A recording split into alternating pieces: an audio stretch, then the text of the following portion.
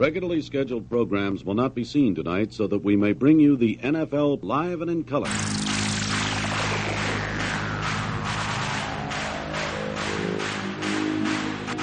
TBS, America's #1 independent television network, presents the following sports exclusive.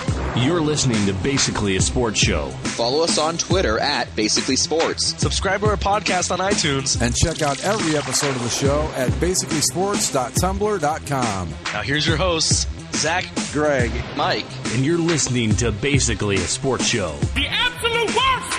You can replace the Chargers thing with the Browns if you'd like. Look, all right, let's not get ahead of ourselves, all right? Boys, yeah. Best case scenario, the Browns and the Chargers are tied after tonight, and so you slow the roll there. All right. Welcome to Basically a Sports Show, everyone. It's Overreaction 2, the sequel. A couple of nutty things in the NFL yesterday, but I don't know. Has anyone changed their opinion on anything since last week? No. I do want to hit up on two games just very briefly that we didn't talk about last week because we record on Mondays, and so we didn't talk about Monday night games. Right. Last week in Monday, the Saints kind of stole one from the Texans. Well, to be fair, they almost got refereed again. Well, then they did. Look, we'll talk about. Oh, we will get to them and the referees. Trust me. There's no shortage of that dumb team. I'm sorry. But then, Greg telling us the Broncos are going to be good, and then I might have missed that one.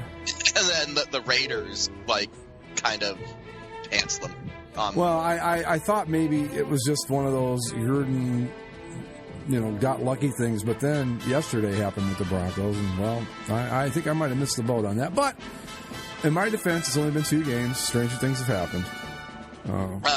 But I just wanted to touch base on those because even if it is the Raiders, I can never pass up an opportunity to laugh at the Broncos. So I wanted to.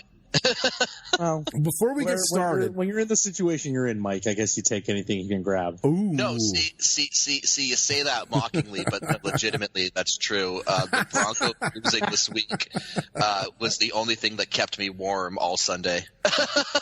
Yeah, you took a tough one, man. I got to be honest. Oh my God! Before we get started, I just wanted to do a tip of the hat to one of our longtime listeners. He hasn't been there from the beginning, but he has been there since 2014. I think you guys know him on the boards. Habs Fan 1. He wants to go back and listen to all the episodes that he missed, so I gave him the link to the Bass Vault to go back and listen to all the Andy shows. And I just wanted to say this really quick. We were talking about going into this 8th season of the show. Mm-hmm. Well, one of the shows on the Bass Vault is our first year, and we were astonished that we made it through a year. All of us were like, I can't believe it's been a year. And I thought, if we only knew what was coming. But anyway, so tip of the hat to him, and a tip of the hat to Andy, who those shows were really good. I mean, there's just no way around it. When we were on, I'm going to just come out and say it. We were the best sports podcast in the business when we were hitting it back in those days. And we're still pretty good now, but that show, the way he produced it and the way he made it sound, I haven't heard anything on the air that sounds better production-wise. I'll say that. So tip of the hat to you, my friend, Andy. We should definitely get Andy back on the show if the Bears ever win the Super Bowl. Well, I think if the Bears win a game, I'm thinking at this point. Well, they did. Oh, they did. That's right, didn't they? They won, yeah. Barely. I think. No pun intended. I think one of the big story to come out of the weekend, though, guys, quarterbacks are a dying breed. Yeah, apparently. Yeah. Big Ben's out for the season. Big Ben's out for the season. Drew Brees is out for 6 weeks. Wow. We already had Nick Foles go down. Wow. Who else did we lose? Anybody else yet? No, but you know who's still healthy? Ryan Fitzpatrick. So, of course, good job, Dolphins. Dolphins have put up what, 10 points all season? Man, the Patriots just put an ass beating on. Oh my God, it was get brutal. To them, I guess, but there's OBJ coming on the field, guys. Is he wearing the watch? That's the question. Is he wearing the watch? But I guess going on to, do you want us to just go down the scores from last week for this week? I don't know. Do we have any? Do we want to talk a little bit about the Greg Williams thing, or we just want to for a minute? Let's talk about Greg Williams because we had OBJ come out and say that he coaches his players to hurt, teams on the other team or players on the other team. He was the illustrator of Bounty Gate. Right, which I found hilarious when they asked him about it at the press conference. He said, I've never done anything like that. And it's like, dude, we've got you on tape doing exactly that. Yeah. And not even like, well, you could argue that he wasn't doing that really. No, you are dead to rights caught doing exactly what you're claiming you did not do. But then they showed some plays, and I saw like Browns guys going for his knees. And I thought, damn, I'm glad that guy's gone. He did a good job. I'll give him credit where it's due.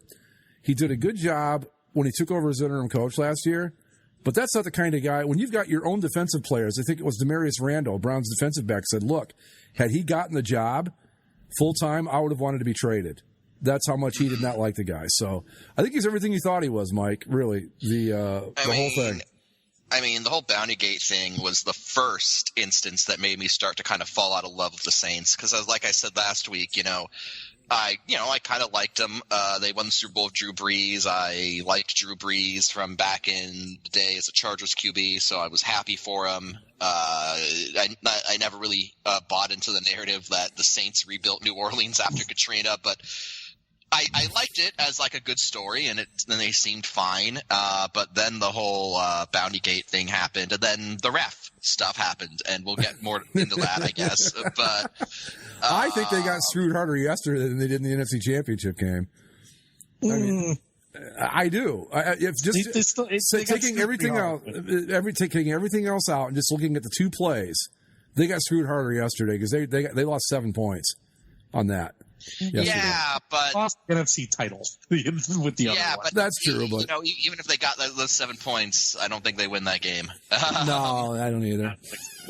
Well, where do we want to begin with overreaction to Electric Boogaloo? Overreaction Monday to Electric Boogaloo. I swear I could talk before I turn the mic on tonight. I don't know what the problem is. Well, I kind of want to talk about that Bears-Broncos game because I don't think I've ever seen anything like the end of that thing.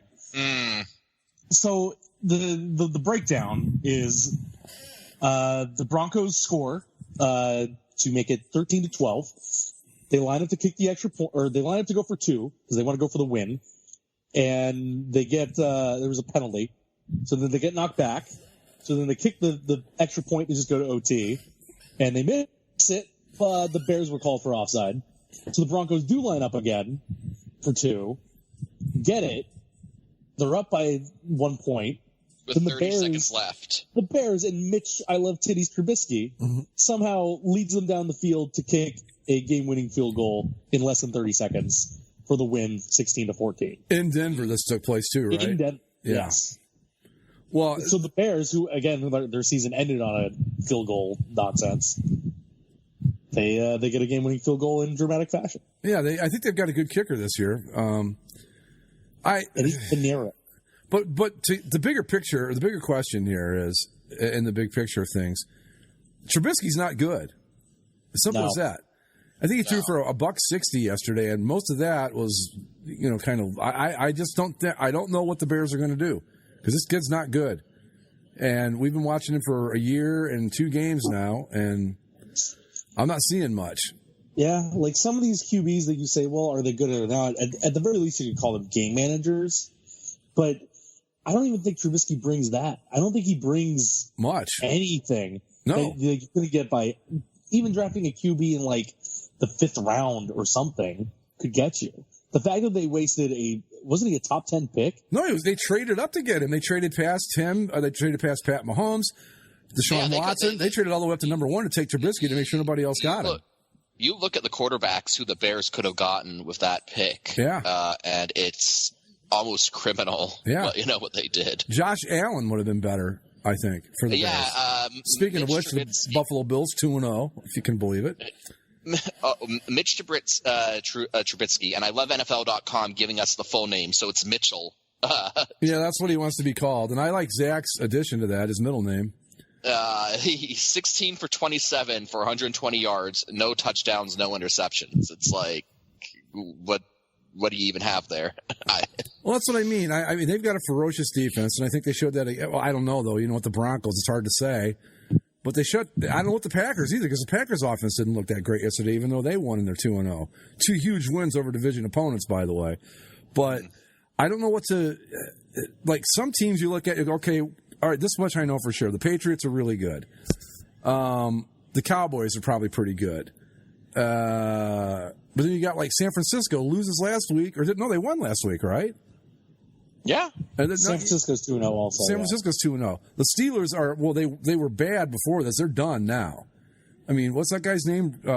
Rudy Rudolph or whatever, the backup quarterback, Joey Rudolph, that they brought in? Mason Rudolph. Mason Rudolph. Mason Rudolph's no Gardner Minshew, I'll say that. No. But it's just you think you get an idea after week 1, and then week 2 happens. You get a little better idea in some areas, and others you go, what the hell is going on here? So that's where I'm at. I don't know if I've got anything more to overreact to. I do, actually. Mm-hmm. I'm already, after fully restoring it last week, my irrational confidence in the Titans, I am revoking it. I am revoking it, and I am placing it squarely just up the road in Buffalo, New York. I am all over the Bills now. Greg, two things here to tackle on that. One, you should have never gotten back on the Titans. We all told you this. You guys tell me this all the time, and you know I am. I can't quit them. I'll be back. Don't worry, Titans. I'll be back. Greg, of course the Bills are 2-0. They're always 2-0. I know. It's the start of the season, Greg. Come on. Guys, it's irrational confidence. They're good for one more game, and then it's going to be a 7-game losing streak. You've got to remember, it's irrational confidence. It makes no sense. It's not supposed to be like a rational, thought-out thing. Of course I'm going to be wrong. I'm always wrong with this stuff. Yeah, I'll give the Bills a win next week over Cincinnati. Let's see. What is the Bills' credit? The Bills have beaten the Jets, who probably had Sam Darnold playing with mono for They beat the friggin' Giants, who are, if it weren't for the Dolphins, they'd be the number 1 pick going away. But can I just say, I don't know if anybody's brought this up about mono. Maybe they have. I haven't really listened to much this week, but I've seen a lot of people like, mono. Mono's kind of not. It's kind of a dangerous disease. It's not like, he's got mono. I mean, yeah, it's only funny because it's like people refer to it as the kissing disease. Yeah, right. And you usually get it in like elementary school when you're sharing the same trumpet and saxophone, in band class. I don't even know if I should say this or not. The whole reason it's funny is because if you're in like elementary or middle school and you get it, it's like, ooh, you were kissing, that kind of thing. And for some reason, that mentality has stuck with people into like grown ass adulthood. So people just find it funny, I guess. Like, yeah, I mean, the point being is he could be out for a really long time with this. No. Like when I was in grad school, they flat out told us like these essay dates are like these assignment dates are ironclad. There is no getting out of them unless you have like a fatal illness. There's a death in the family, or you get mono. Yeah. Mono was one of the 3. Yeah, but I mean, he could be out a week, or it's a weird disease. It can last a month, 2 weeks, a year. You just don't know. Based on how he played in week 1, I would say he probably had it. Oh yeah, last week. Sure, he's probably had it for a while. Out of practice. And actually, I do have inside information because I do know his high school coach. Oh yeah, right? Okay. Well, let's hear it. Oh, okay. Zach with an exclusive. Well, he was basically saying the same thing of like he's been feeling not great for a week or 2 already, right? And basically he was able to he'd already lost a few pounds before week 1 even started. Well, when he came into camp, people were talking about, hey, he slimmed down. I mean, I don't think he was planning that. Yeah. So who knows how long he's had it? But yeah, no, the Bills though 2-0. They play the Bengals this week at home in their home opener. Then they host the Patriots, who, whatever. But then after that, Titans and Dolphins. Yeah, I'm good. I'm good for a while. 5-1. Yeah. Buffalo Bills can be 5-1, and then you play the Eagles. Okay. Well, then they'll be 5-6. We know we know this is going, and then they'll be 5-6. No, not necessarily. Like the schedule, maybe. You know they're going to blow a couple of these games they should win. Sure. I mean, come on, they're the Bills. Sure. I should have put my irrational confidence on the 49ers with Jimmy G. That's what I should have done. Too late. Anyway. I don't know what to make of them. Oh, the 49ers? They beat up on the Buccaneers, who are awful, and then they trounced the Bengals, who we all kind of thought would be bad. So I don't know either. I think with the 49ers, if you remember, they were like a quarterback short. They got Jimmy Garoppolo 2 years ago, and he got hurt. And I said that was the best thing that could happen because now they're going to get more good draft picks. So they might actually be better than we think they are. I'm not saying they are, but the way things played out for them, they were able to add more pieces because of the bad season they had when nobody expected them to have one. So they might be legit, wild card caliber good. I don't know. I haven't seen them yet, but they might not be too bad. That NFC West is going to be that's going to be a crucible out there. I'm telling you. Yeah, well, because I think, obviously Seattle is a real team, and the Rams are definitely, and Arizona's 0-1-1, but Kyler Murray, I'm not sold. Knows how to play in the second half. Yeah, I'm not sold on him. I'm not sold on him either. But that's my overreaction. I think they fucked up getting him. I'm sorry. Probably, but if Josh Rosen still can't make the field in Miami, then what do you do, right? It's no point. Well, they've announced that Fitzpatrick is still going to be the starter going forward for Miami. I don't know how you do that. It's got to be because they just aren't believing in Rosen. I guess, but how is Rosen going to be any worse? Right. Yeah, I don't know what you do. That team is worse than I thought. After the 2 weeks you've had, I don't see the downside to just throwing him out there and seeing what happens. Even if you aren't sold on him, it's clearly the Fitzpatrick thing isn't working. So right, and Rosen out, just see what you have, and you know what you've got with Fitzpatrick. He's got a long enough resume that you know what you've got. So you're right, Mike. Put Rosen out there because look, let's be honest, these guys aren't going anywhere, and we all know it. So put him out there and see what you've got. If you've got a good quarterback or not, and if you don't, well, then it's time to move on. But to sit him to get waxed 2 weeks in a row, what's the point? Why are you putting Ryan Fitzpatrick out there for that? I don't get it. In addition to that, Antonio Brown caught a touchdown in that game. So yeah, and that might be the only game he plays for a little while because they're talking to his accuser this week. They're talking to his accuser this week, and he might get suspended. I got a feeling that if he hadn't pulled the stunt in Oakland, he might be able to slide on this. But I think that Rodgers is going to. Well, here's what's going to happen if they do suspend him.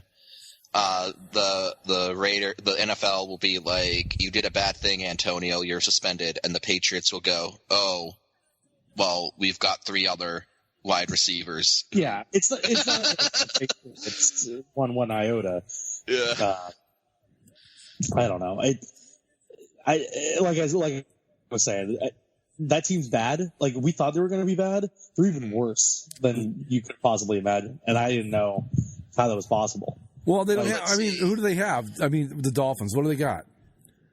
Is Devontae, not Adams, that's the Packers. Devontae Parker, is he still there? They've been outscored 102-10. Yeah, that's games. That's an average of a score of 51-5. They had 60 yards going into midway through the fourth quarter. And that's dude, they had 60 yards for the game. Was that the whole game? I'm pretty sure, yeah. Maybe, I don't know. Well, in either case. I think they picked up a little bit right at the end. But yeah, either way, you're a professional football team. You got to at least get 200 yards, at least. Yeah. They're not even being pesky. They're just not in it. I want to point out something that of the three of us, one of us picked their over for this year, and that would have been you, Zach. You saw the Dolphins winning 5 or 6 games. You want to take a chance to change that prediction now, or are you going to stick with it? There are still 12 opportunities, and they don't even have have to win half of them. So, total yards: New England 381, Miami 184. So they did pick up some in the later parts of the game. At one point, the Patriots had over 100 yards on interception returns, and the Dolphins only had 93 offensive yards. Yeah. Wow. We talked about it last week. This Patriots team is stacked, and man, oh man. And that defense, I can't remember them having a better defense than this. Now, it's only been 2 weeks, and you just don't know, but based on what can you remember them having a better defense than the one they've got right now? It's pretty up there. This whole thing feels like an inevitable march towards. Yeah. Can we? Here, I propose that we do this. We don't even talk about that team until they lose, because what's the point? What are we going to say about the Patriots?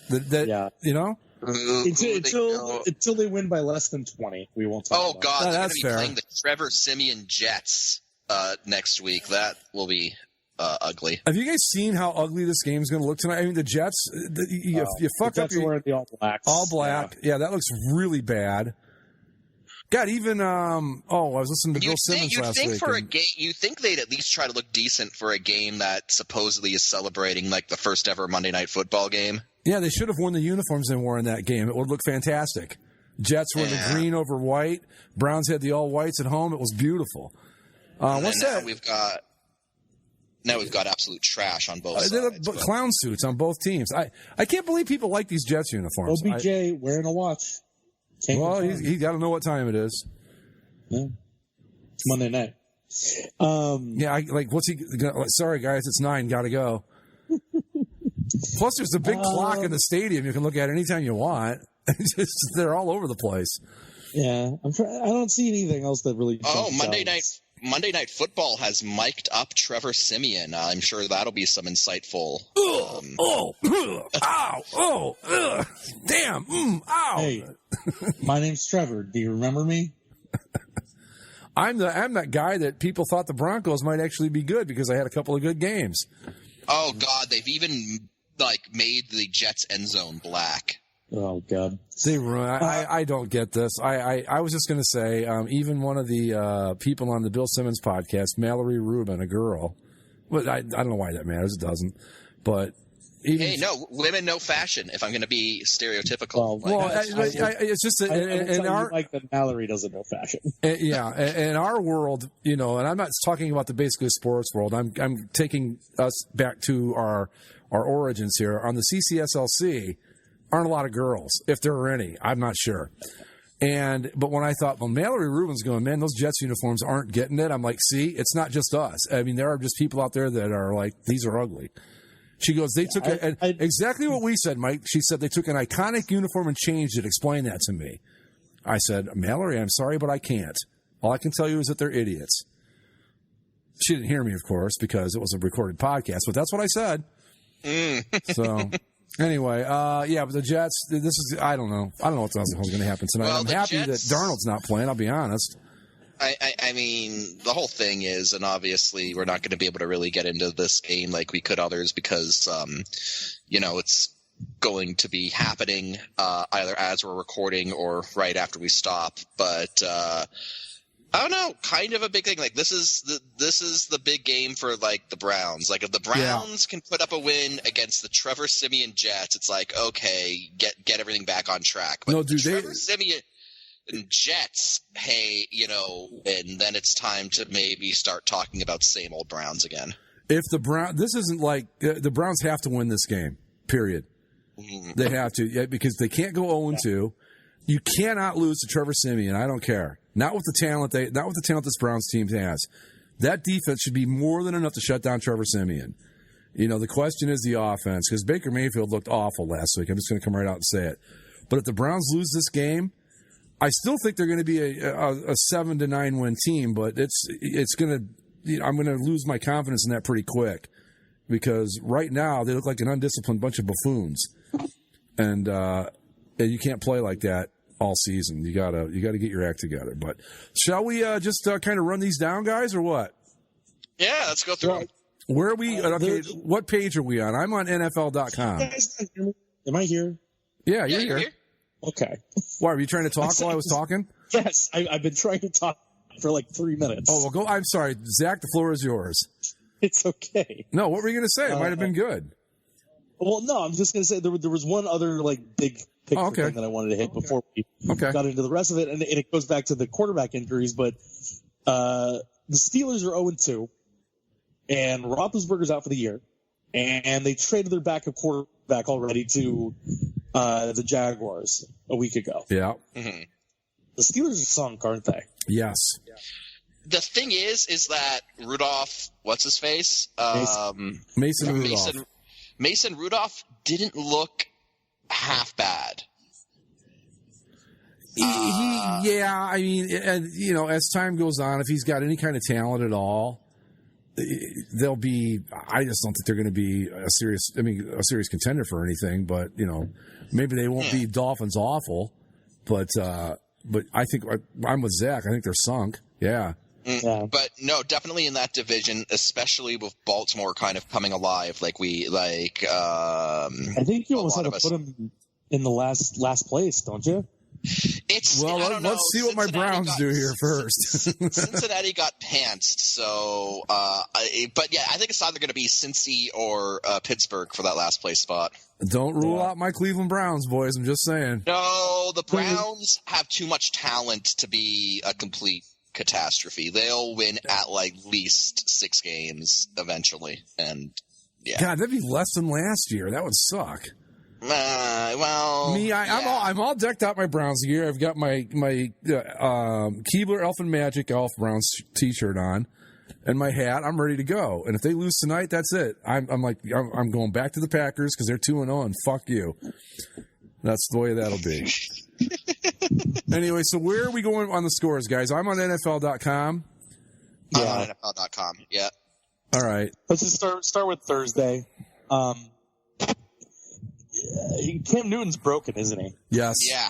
Yes. 8 straight losses, a home game again, and they lose to the freaking Bucs, who looked almost as bad as the Dolphins did in Week 1. Look, I watched this game. All right, I watched this game as it happened. I'm here to tell you, the Bucs did not set the world on fire in this game. Jameis Winston had one good drive the entire game. He had one. And that was it. This was a bad football game between two bad teams. But even after all that, the Panthers had a golden opportunity to win this game, and they blew it. And a lot of that's on Cam Newton. He was very inaccurate all day. Apparently, Norv Turner is the play caller on the offensive side of things, which that is correct. Which is never a good sign. How in the hell does that guy still have a job? I don't know. He's a half decent coordinator, you know. No, he's not. Sure. Ask Mike about Norv. Look, man, Norv doesn't particularly stand out in the wider story of Chargers trauma. All right, it's just one more thing on the pile. Right. But we'll get to that. But no, I think on Cam Newton, I think he's hurt way worse than anybody knows. And that's part of the problem. And it's either he's hurt or the pounding that he's taken so far he's just broken down faster than that could be too expected. Yeah. That's what I think I'm on. I think he's finally all that guys like that eventually hit. Roethlisberger was able to fight through that a little bit, and Cam is a lot more like Roethlisberger than most other QBs. He can run a little bit more, but I don't know. And I mean, I think maybe he has more concussions than we thought. Because have you seen what he's wearing this year? No. Jesus. Yeah. Oh God. Yeah. No. Cam. He's always gone above and beyond when it came to the off-field fashion, but his first 2 weeks have been atrocious. Well, very disgusting almost. Yeah, I don't know. I mean, you're right. He used to aggravate me when he came into the league because they'd always compare him to black quarterbacks. I'm like, no, this is Ben Roethlisberger's who we're looking at here, not Michael Vick. They're nothing similar about those two other than they're both black. But But yeah, I think you're right. I think he's taken a hell of a beating. And one of the things, and if you can go back and look at this over the years, one of his complaints has been that teams get away with a lot of hits on him that they wouldn't on other quarterbacks. Now, I don't know if that's because of his size. Maybe Roethlisberger has the same problem. He's a big guy. So the officials aren't as apt to throw the flag because they're like, well, that's a tough guy. He can handle it. I don't know. Psychological thing or whatever. But, yeah, Cam's taking a real beating. I mean, even when he was good, he was taking a beating because a lot of these hits would happen, and he just had to play through it. So who knows? But, yeah, they're in bad shape. I mean, what's it, 8 straight losses for him? Yeah. Yeah, dating back to last year. So that's not good. Yeah, and I think the other thing with the Panthers, though, is, I talked about it last week that I thought Christian McCaffrey was going to be a real weapon, and he's a guy that can make it, change a game. And even he was pretty much silenced against the Buccaneers, who, again, are not good. Not good at all. Right. That's what I mean. You see, I think in the beginning of the season, it becomes apparent pretty quick which teams are going to be good. And it becomes apparent pretty quick which teams are going to be really bad. And it's the middle where you're kind of confused and you don't know really what to think. And I put the Panthers in that middle pack, like they could be good or they could be terrible. Same with the Bucs, really. I mean, the Bucs I thought might have a chance of being a playoff contender this year, but not now. The Bucs beat a Panthers team that was beaten to all hell. The Bucs will probably win next week because they're playing the New York Giants, who are, to quote Urinating Tree, a pretend team. And but outside of that, no, man, the Bucs the Bucs are not going to be good. Well, I thought with Arians coming in, Arians is a pretty good coach. And Arians is a good coach. Arians is a good coach, and if they don't do something stupid like fire him after 1 year, and they let him build a team like the way he wants to build it, then the Bucs could be good going forward. But they need to get rid of Jameis Winston because he is not a good quarterback. Yeah, like I said last week, I never saw what they saw in him in college. Same with Dwayne Haskins with the Redskins. There's some of these guys I just go, I don't know what you're seeing. Mm-hmm. I mean, Bobby Hoyer, Ohio State quarterback, was fantastic in college. And was like, there's no way this guy's ever going to play in the NFL. I think he did for a little bit, but, it's of no note. You know what I mean? But I just don't understand.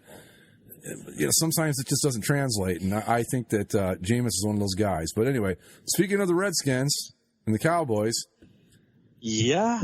Cowboys wearing the blue jerseys. Looking good. That's a good-looking game. Pretty easy win. It ended up being a 10-point win, but I don't think the Cowboys were ever truly in danger at any point. Who quarterbacked the Redskins yesterday? Was it Case Keenum again? Case Keenum. Yep. Hey, look at there. Adrian Peterson became the 5th all-time in touchdowns by running backs. Really? Passing Jim Brown in the game. Yeah. I didn't know he was even still playing. Oh, yeah. Good for him. Yeah. He's playing for the indigenous Americans, so. Yep. Yeah. The Cowboys might actually be the team to beat in this conference. It's going to depend on how Philly shakes out, but the Redskins, the Cowboys looking awfully impressive after 2 games. I'm still with Zach's Los Angeles Rams as a team to beat in the conference. Oh, sorry, I didn't mean conference. I meant division. Oh, okay. I meant division. In the division, definitely, without question. What about this thing with Dak Prescott and the extension? He wants, Aaron Rodgers, Phillip Rivers, big money. He's looking better every week. I still don't think you could commit that much to a guy like him. No, I don't either. Because he seems like he's primed to be somebody that falls off when you least expect him to. I think if when you go out and you put up numbers like Mahomes has put up for 2 straight years now, that's a guy you go, yeah, okay. Andrew Luck, when he came in, you go, yeah, all right. But I mean, this is not a knock against Dak Prescott. I just don't think he's at that level.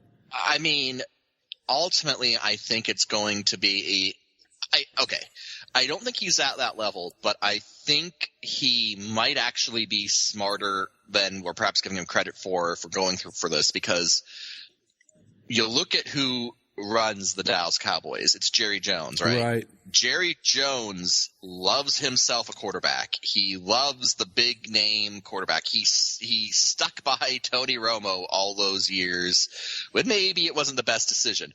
I think what's going to happen is if Dak Prescott can put together a solid campaign for the Cowboys this year, they don't even have to, win the Super Bowl. They can, if they can win the division, get into the playoffs, maybe win a game, then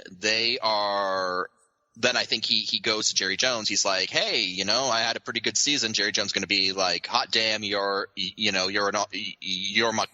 my marketable quarterback. I'll pay you what you want. Let me just throw this into the mix real quick. I'm going to throw a little conspiracy theory in here. What if you're Jerry Jones and you've got it in the back of your head, Andrew Luck might come back?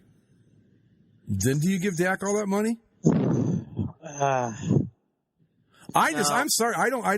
Look, I'm not saying the guy doesn't deserve a raise. He probably does. But I cannot put him at the level of money he wants because he's worth half of that. That's still pretty good.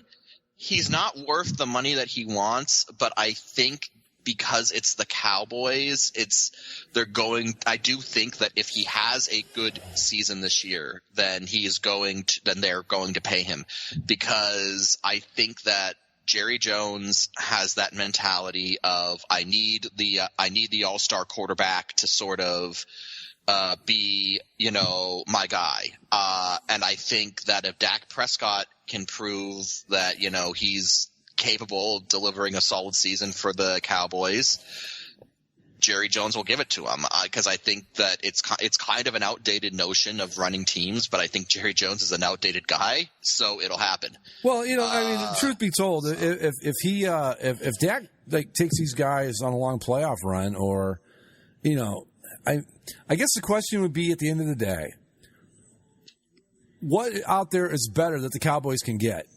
Not maybe better out there, but that they actually have access to. What is there? No, I think Dak is fine for the Cowboys, and he's a fine starting quarterback, and I think he is getting better. But he doesn't deserve the type of money he's asking. No, he wants like $40 million a year. No, he should get paid nicely, but not the same level as those other guys. He's not worth $40 million a year, but mark it down. If he has a halfway decent season this year, he's going to get it. Probably. I don't know how much of it'll be guaranteed, but yeah, I'm trying to think of a guy that's comparable to him. I said that's how much you need to pay him. Well, see, the problem is though, and I think this is something that gets focused in on these contracts as they happen. He'll get passed up next year, whatever he signs.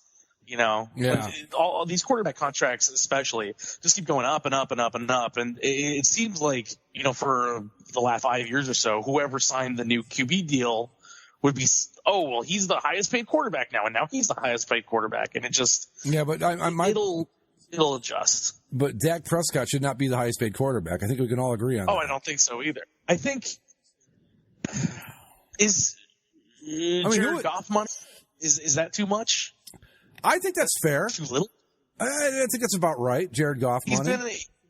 He's been around for longer than Goff, hasn't he? But I think that's fair. Because, maybe a little more than Goff, but I'm sorry. What he's asking for, he's not worth. It's like the Melvin Gordon thing. And boy, I don't know, that poor bastard. It's like, good luck getting a job now, pal. But maybe after yesterday, maybe they'll give him whatever he wants. I don't know.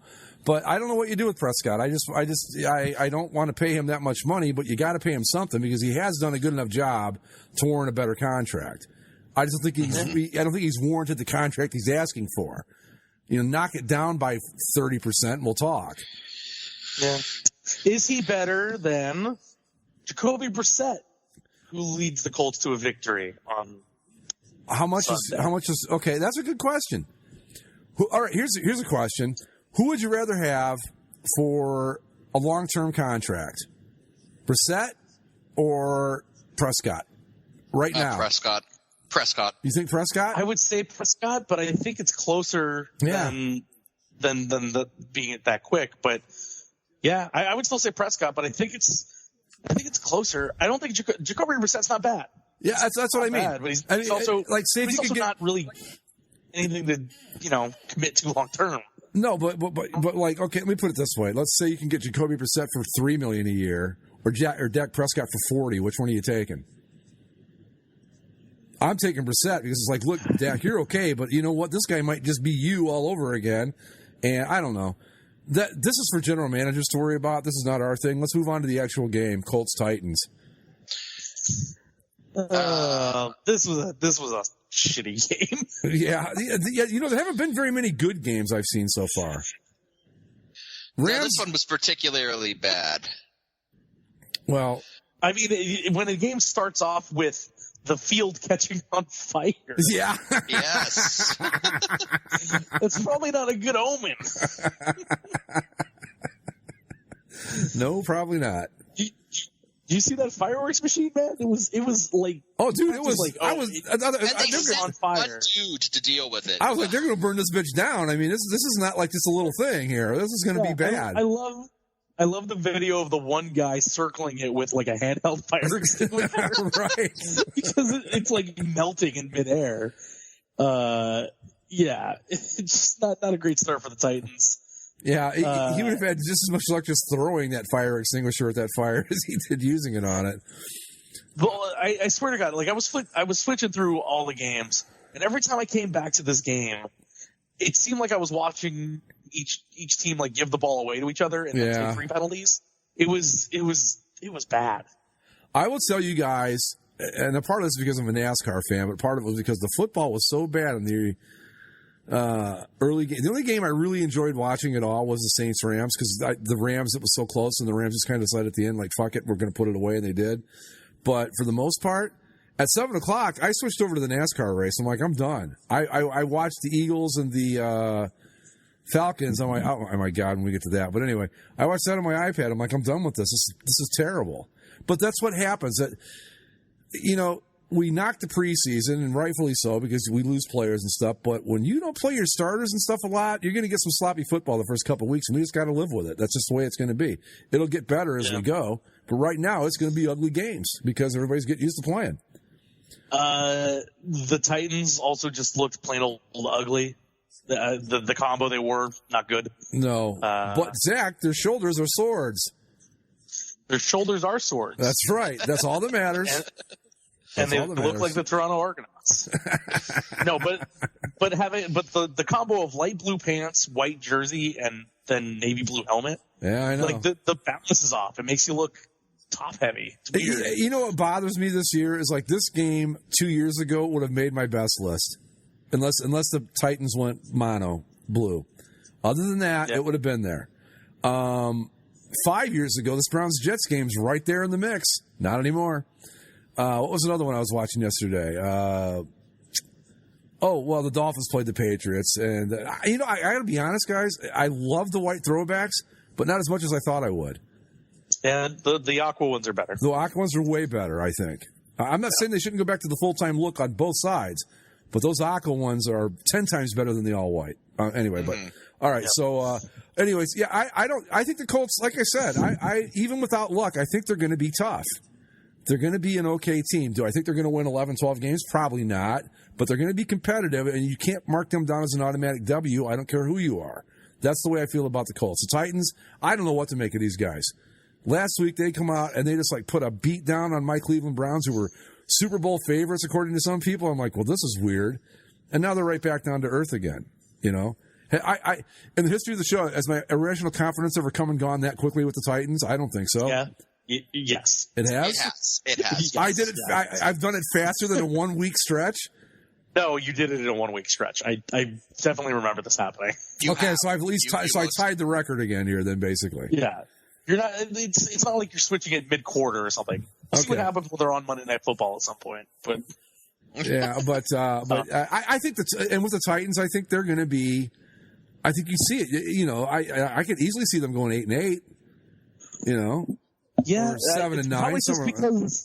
Probably just because they alternate wins and losses all year. But what do you do? Okay, here's a question, real quick, because I don't want to get too caught up in the minutia of all these games. But this is another question I have. Mariota, Are they a better team? I mean, like, say if you give them... Well, I'm going to use Jacoby Brissett. I'd rather have Jacoby Brissett over Marcus there you Mariota go. at this point. Yeah. Mm-hmm. Yeah. He's another guy. He's like Trubisky. Like Trubisky. It's like I've not seen enough to make him worth keeping around. That's just what I'm saying. But on the same token, I might almost take him over Mitch Trubisky. Brissett? No, Mariota.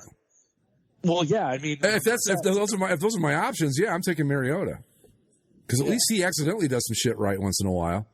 Yeah, but it's still look at Jacoby Brissett's like a superstar and he hasn't done anything yet. But we're like, we'll take him over anybody. But yeah, I don't know what to make of the Titans. I think the Colts will be good though. I think they're going to be in the hunt for a wild card. I think because they've got a lot of other talent just besides, Jacoby Brissett just has to not hurt them, and as long as he can do that, they'll be okay. We already kind of talked about Seahawks Steelers. No, we didn't really talk about the game, did we? Yeah, I mean, we talked about the Steelers. I mean, they were still hanging around this game, and I think are the Niners better than the Seahawks? Because the Seahawks now have played tight against a Bengals team that got destroyed by the 49ers, and then they played tight with a Steelers team that didn't have Ben Roethlisberger for a majority of the game. And a Steelers team that I don't think many people were high on to begin with. Yeah, and they're really kind of eking through these games on pass interferences and just tiny little things going each way for them. In the first 2 weeks. I hate the Seahawks, and so I will always say that everything they have is undeserved. Yeah, I mean, I don't think they're going to be as bad as we want them to be, but I don't know that. I mean, obviously 2-0. You want to start 2-0, but I mean, I want to see them play a real team. Is what I want to see. Yeah, I think this team has 8, 9, and 7 written all over it. Yeah, I'm trying to see what their schedule is here. They're not, especially just because again the division looks better and better over the first 2 weeks. Because the Rams are good, as we said. The Niners are 2-0 and looking halfway decent. And the Cardinals, while not the best team we've ever seen, they're pesky. They're going to win a game that they shouldn't at some point. Absolutely, yeah, absolutely, without question. I don't know what to make of them losing in Arizona, just by some weird happenstance. Yeah, the Seahawks. I don't know. I watched some of this game and. The truth of the matter is they barely beat a team. They should have hung 50 on and walked out with an easy win. That's what I mean. Yeah, I mean, really, because the Steelers' defense is terrible. Since Ryan Shazier went down 2 years ago, that defense has never recovered from that. And it's not good. You lost your quarterback for the season. You've got some guy named Mason Rudolph. It sounds like he should be, I don't know, on a sitcom somewhere. The pride of Oklahoma State. And they squeak out a 2-point win. I don't know about that. I don't know what to make of them. I've got to see them play somebody because right now, if I had to pick the biggest paper tiger at 2-0, it would either be the Bills or the Seahawks right now. Seahawks have beat the Bengals by 1 and the Steelers by 2. Yeah. And I think the Bills are I think the Bills have a legit defense and the offense is going to be their problem. The Seahawks, you've always got the horseshoe up Russell Wilson's ass, so you never know what's going to happen, but I'm not sold on him. Even though they're 2-0, I got to see him play somebody. They beat somebody good, we'll talk about it. But right now, the law of averages states he's got to have bad luck to balance it all out. Christ, every time I think about that fucking 2-point conversion he hit against the Packers in that NFC title game, it just fries me. You remember it, Zach? You threw that fucking rainbow lollipop that like in fits of rage, it just flashes in my mind. Yeah, yeah. I hadn't been that pissed about a football game since probably. I don't even remember when. Probably the Jacksonville game with the Browns with the stupid when everybody threw the beer bottles. All right, up next, Bills Giants. We already kind of covered, didn't we? Yeah, the Giants are god awful. They can't. Supposedly, they can't even commit to Eli as the starter anymore. I don't blame him. That's fair. Daniel Jones. I think I finally got his name straight, right? Daniel Jones. Yeah, that's the one. Okay. Another situation of you're not going anywhere. Eli is what, 40 almost, 38. What? How old is he? Look, the fact that Eli Manning has like a 98 juke rating in Madden is hilarious to me. Does he really? does. Wow. I haven't gotten the new Madden yet. Have you guys gotten it? Is it any good? No, I haven't. I refuse to get Madden. I bought a really nice NHL all the time, but Madden makes me furious when I lose. Because you don't ever lose properly. Oh no, the game just chooses when to beat you. Oh yeah, you get into those games. The computer's like, hey, you're not winning this, no matter what you do. Yeah, cool interception. Like, no, stop! I'm throwing it the other way. It's the only sporting game I've ever played that does that. I've never, in all the years of, if I lose a baseball game, I lose it legitimately. Not like the computer goes, you know what, screw you. I have no joke. I have broken controllers thanks to Madden. Dude, one night, I was playing Madden one night and got so pissed at it. It was on a PlayStation 3. I popped the disc out, opened my back door, and threw the fucking disc out the door into the cornfield out in our backyard. Well, like, even when comparing football games, like, I would play NCAA football all day long, all week long, but I couldn't play Madden for like 20 minutes without just really wanting to break the thing. You know, I don't know what the problem is with NCAA. Bring it back and pay the guys. Simple as that. There you go. Problem solved. They might just do that if this California law starts the domino effect. It looks like it might. Well, I mean, it's absolutely. We're going way off track here, but we'll come back quick. I promise. Does anybody care if we go off track? That listen, I've never heard anybody complain about it. Oh, then fine, fuck it. We're going to talk about. They prefer it sometimes. All right. Well, then I'm going to go way off track here. We're going to talk about this for a couple minutes. It is positively absurd to me to see how much money my alma mater brings in that athletic department, and these kids can't get a dime of it. Are you kidding me? No, it's absurd. I'm gonna go. You think about the Ohio State as one of the best examples, right? How many people sit in the horseshoe, Greg? How many? 105,000. And does Ohio State own the stadium, or is it leased to them? No, that's owned. That is owned by the university, my friend. University, totally. Yeah. So there's 105,000 people. Let's say the average, and this is probably even a low. Let's say the average per ticket is $50. That's low. I'm sure it's low, but even just taking that, right? How much money do they rake in hand over fist every single Saturday? Oh, just the gate alone, you're talking. Just the gate, not talking, and then you add in the food and the merchandise and the parking and whatever else they sell during the day. It's absurd to think that, like, yes, I understand that they're amateur athletes, but like, no, at a certain point, you can't even claim that because you know that this is the NFL feeder system. Like, it would be as absurd. I really think we'd all be better off if we could just do away with the whole damn thing and make some sort of AAU version of college football. Yeah, or just make a minor league, an actual legitimate minor league. How about this? Most of them aren't there to play school. How about this? Instead of treating them like, student athletes, why don't we go with the idea that they are employees of the university? Right.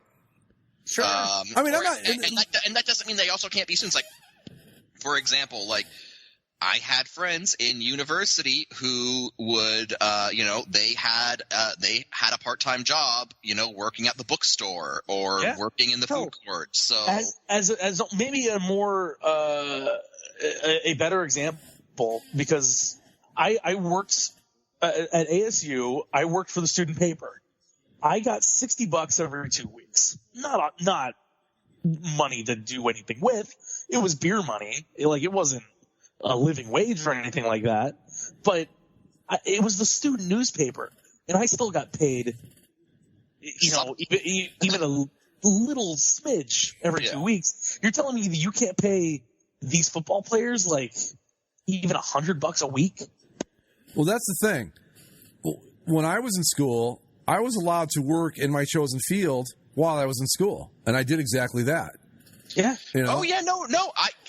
I did that too. I did work for one of my professors one summer he had a research project, and I was basically a number jockey. He gave me a bunch of data. He's like, I need this in spreadsheets. Go through these documents, put these numbers in that spreadsheet. I did that for a summer, and I got paid minimum wage, but I was paid.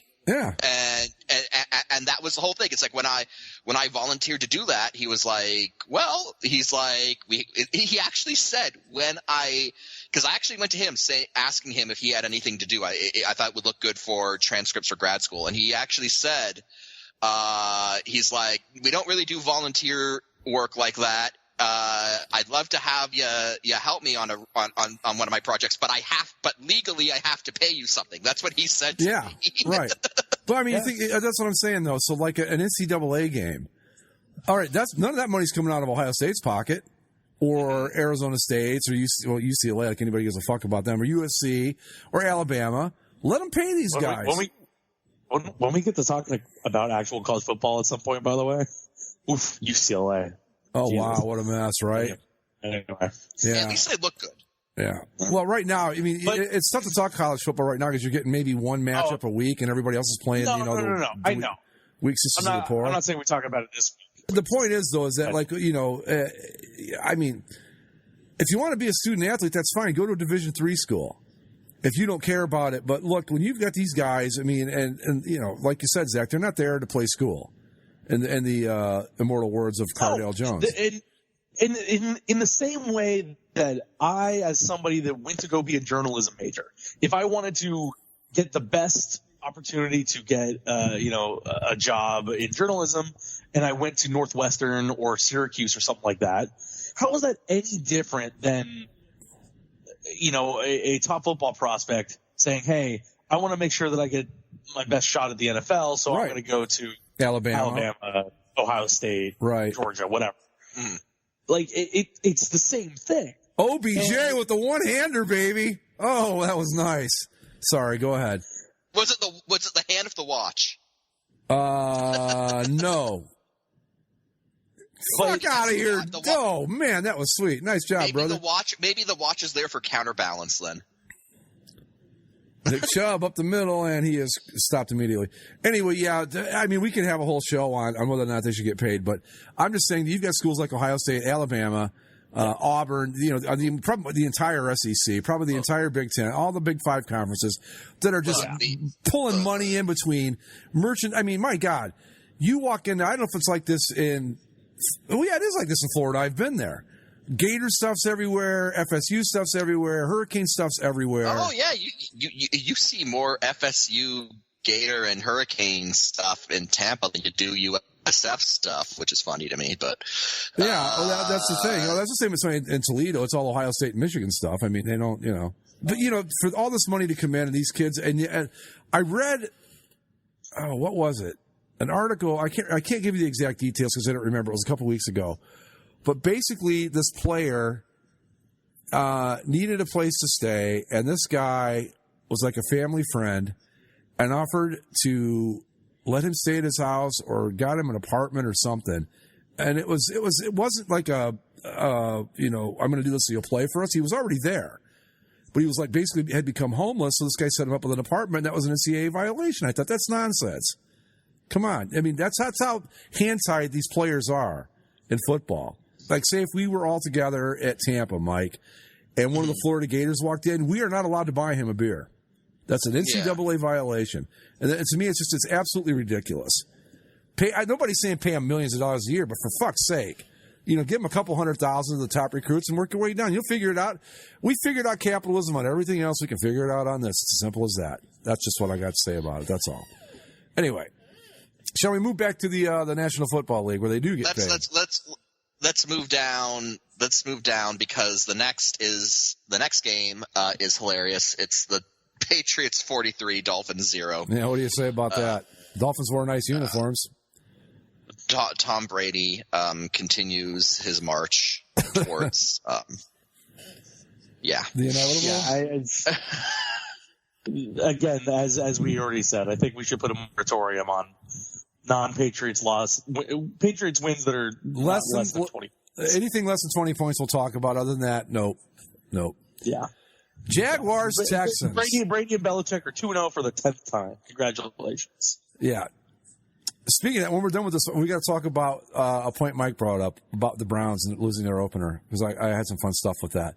Jaguars, Texans. There's a game, right? Jaguars, Okay, so I've become a convert to the church of Gardner Minshew. Can we talk about Gardner Minshew II? Oh, please. You mean Beowulf? Please. Gardner Flint Minshew II. Fun fact, Greg. There is no Gardner Minshew I. Okay. It's not his dad or his grandpa. They just named him Gardner Minshew II just cuz. Nice. I like it. His dad's name is Flint, so maybe the 2 is for the middle name, but that makes no damn sense. And his grandfather wanted him to be named Beowulf. Oh, that would have been even better. Come on.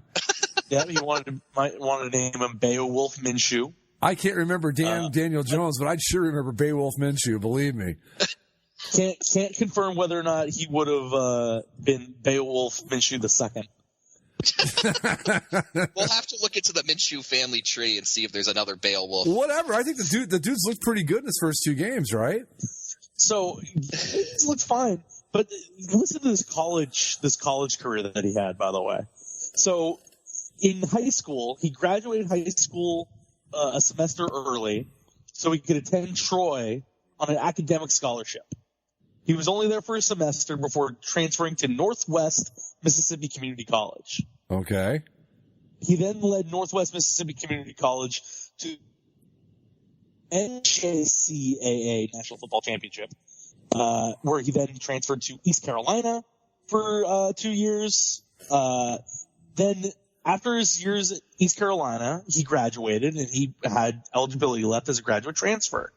He was convinced that he wasn't going to be an NFL starter or anything like that. So he was like, hey, I'm going to shadow Nick Saban.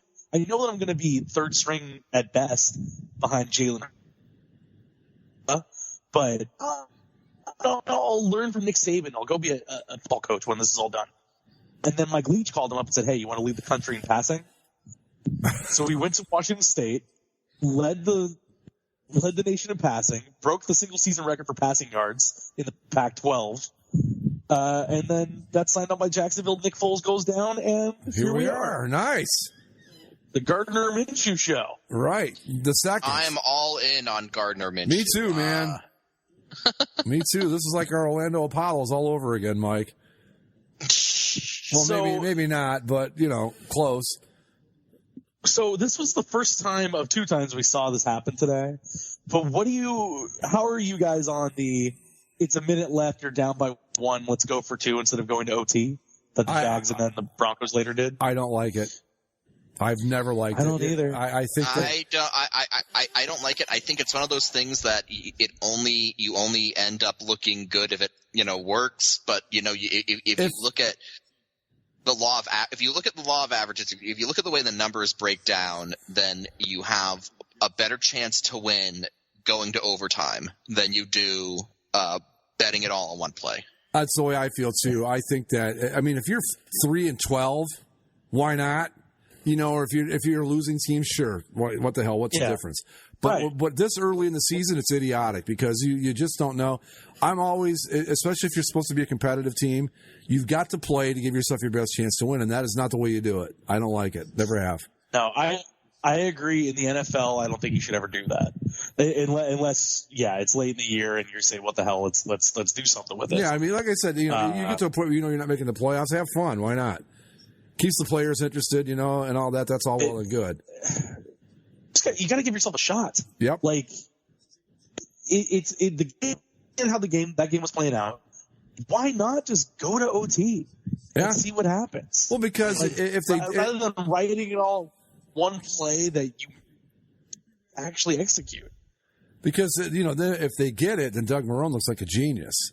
Yeah. Instead he looks like Doug Marrone. Yeah, right. Down goes Simeon. Down goes Simeon. Myles Garrett's a bad dude. You're ahead of us, Greg. How did that happen? That's crazy. That's never happened. And I don't like it. I still don't. I think the Jaguars, if Minshew can get it together, who knows? They might be halfway decent. Texans, I don't know what to make of the Texans, guys. 13 points at home. And that's a good Jacksonville defense. I get that, but come on.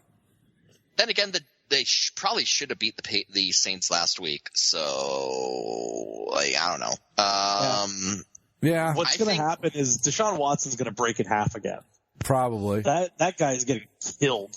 I mean, honestly, the whole AFC South is just a logjam. So I'm honestly not ready to write off any of the teams yet, because I legitimately think they all have a shot at it. It's so, like, once Luck retired, the AFC South became wide open. Yeah. All right. And so, like, you know, honestly, the Texans could still win the division. So could the Jags, if we're being honest. You know, based on, like, you know, we kind of joked about Gardner Minshew, but he has looked pretty good in what we've seen so far. So, although the Jaguars' best player, Jalen Ramsey, just announced that he wanted to be traded today. So, well, that guy's always fight with Doug Brown on the sideline. Yeah, he's always running his mouth.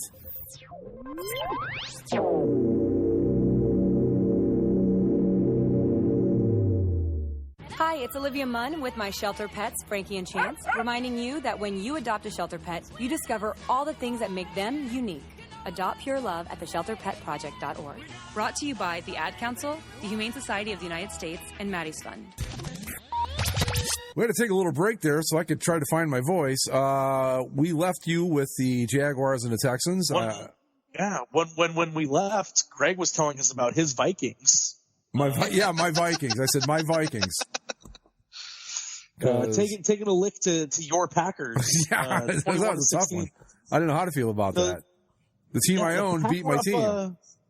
Packers were up 21-0 in this game, and Kirk Cousins almost did a thing. Yeah, except he then threw in, but then he also did a very Kirk Cousins thing at the end of the game. Can we? Interception. I think we can finally officially give up on Kirk Cousins, can't we? You know, because back in the old days and basically a football show, we used to talk about Kirk Cousins could be good. Oh. Yeah, I think we wanted the Browns to trade first-round picks for Kirk Cousins back in the day. Yeah, well, so that shows you the kind of football genius that goes on in this compound. Let me tell you. It was a bad idea 4 years ago. No, considering I don't remember what the Browns had, but I promise you he was better. And you never know how it might have worked out. Who knows? I don't know. But no, you know, the Packers, they're 2-0. That's the best thing I can say about them. The offense still doesn't look right. The defense is clearly improved, we think. We don't know how good the Vikings are. I mean, they beat up on the Falcons last week. But, you know, they had to go to Lambeau for this one. So I don't know what to make of this game, really. I'm glad the Pack's 2-0 and a win over the Bears and the Vikings to get there. That's huge. But I still don't know what to make of my team. I don't know if they're any good or not. I'll have to make a call and talk to the coach and see where we're at. You know, use my ownership privilege there and see where we are. But no, I don't know what to make of this. You guys got any thoughts on it? Because I don't know if the Packers are good. I don't think the Vikings are. I think the Vikings are going to be. I don't know really what. I think the Vikings are going to make the Vikings. They're going to win a couple. They shouldn't. They're going to lose a couple. They shouldn't, and they're going to be, you know, in the middle of the pack. They're going to be a stuff team. I think the Vikings. I think with shaking up is like it's obviously the Packers' division to lose. I don't know. I think I think I will say this about the Packers. I'm probably a bit more sure about their defense than you are. Yeah, I liked what I've seen from the Packers, you know, so far. I mean, maybe offensively, you'd expect them to put up a little bit more than 21 points in a half and 10 points, you know, against the Bears, but they're doing enough. And I think the other thing to remember is Aaron Rodgers is coming off a full year of rest, essentially, right? Yeah. Where, you know, he was injured and had to come back, and he's played pretty well through 2 weeks, I think. The Vikings, I think they're going to be. They're a better version of the Titans. How about that? A better version of the Titans? Yeah, I'll go along with that.